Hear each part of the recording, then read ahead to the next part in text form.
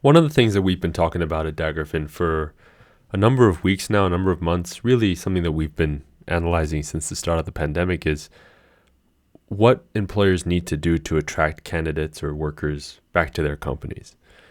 And you're starting to see now in the media a little bit more coverage around the idea that employers are rolling out the red carpet for their job seekers because there's this realization that money isn't at the top of the priority list for a lot of the workers who are choosing to either change jobs or have left the workforce and are considering coming back.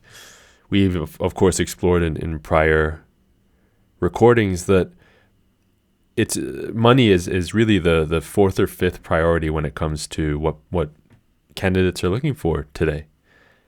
Things like flexibility, things like autonomy are higher on the list in terms of priorities. And so while we're starting to see a lot of coverage in the media talk about how employers are having to expand it beyond compensation, that's an idea that we've been talking about for a number of weeks now. One of the things that I think is important that employers and companies think about when it comes to enticing people to come to your company or enticing people to come back to work and to just enjoy being at your organization and not think about leaving, is to really go back to basics. There's a great article on the Harvard Business Review website at the moment, written by some of the consultants at Boston Consulting Group, that talks about 6 ways that you can boost retention and make sure that employees stay. And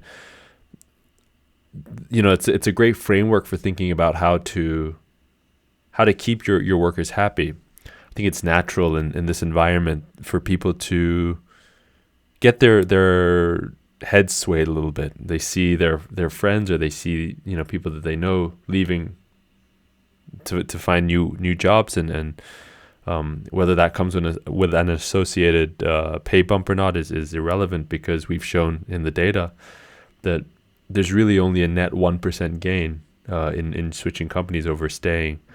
And if money isn't necessarily the main reason why people are choosing to leave, then that gives companies an opportunity with the way that they're framing their employer brand or their employee experience to really compete. This isn't a time where companies should just think, let's just down tools and give up because it's an impossible market to attract talent. That idea that compensation isn't the highest priority, especially for companies that don't have the balance sheet power of the larger organizations to outcompete their competition with compensation, that you can look to other places to find a competitive advantage, to find an edge. And so, some of the things that I definitely agree with from the HBR article are that you've got to think of ways to provide opportunities for your employees to grow. And that can take the form of many different things. I mean, one can just be within the org chart itself. So make sure that everybody is clear on their path upwards in the org chart. But also, is there places that they can grow in terms of their own skill set? Is there interests that they have?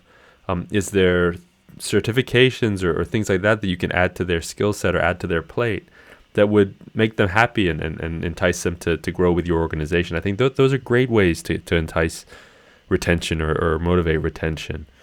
Another great idea that I think comes from the article is investing in taking care of the employees themselves, but also their families. And this is one of those things that I think on a net basis, smaller organizations do maybe better than larger ones. Larger ones can, of course, throw resources in when it comes to maybe financial resources at problems. But when it comes to really having that family feeling and having your family as a worker or as an employee buy into an organization, smaller companies have an advantage because they're a little bit more, the touch points are a little bit stronger. So investing in taking care of your employee base and their families is a great way to motivate retention. And I think it's one that leans or skews a little bit more in favor of smaller organizations, which is an area that, from an employer brand standpoint, companies can really lean into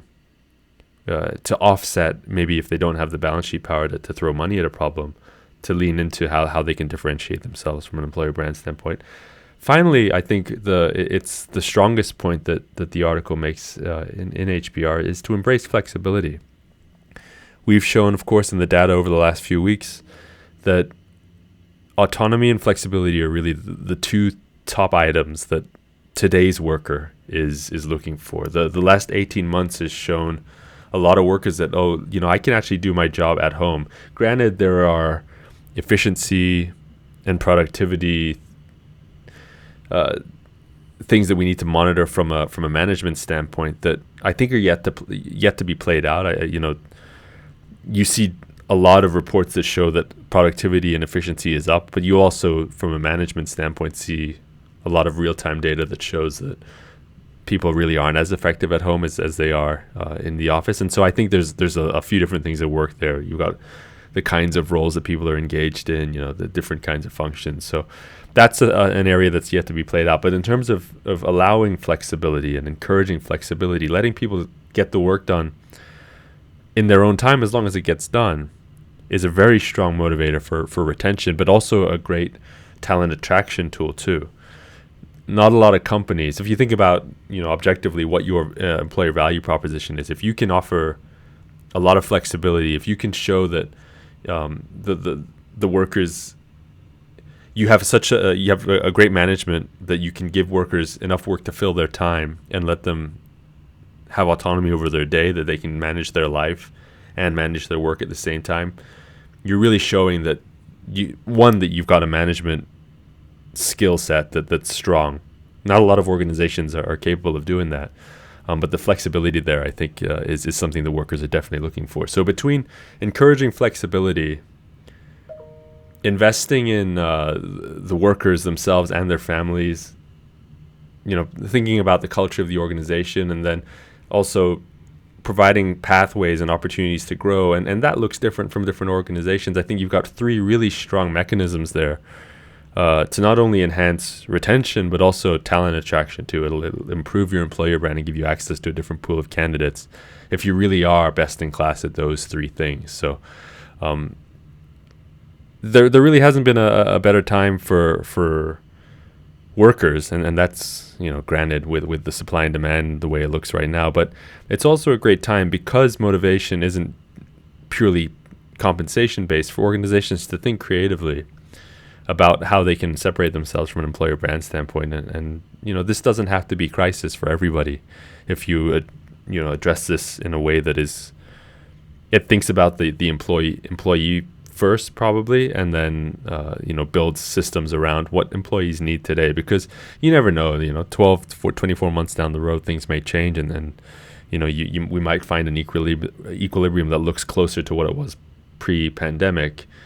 But for the time being, I think such is the state of the world that things have to be a little bit more flexible, or a little bit more.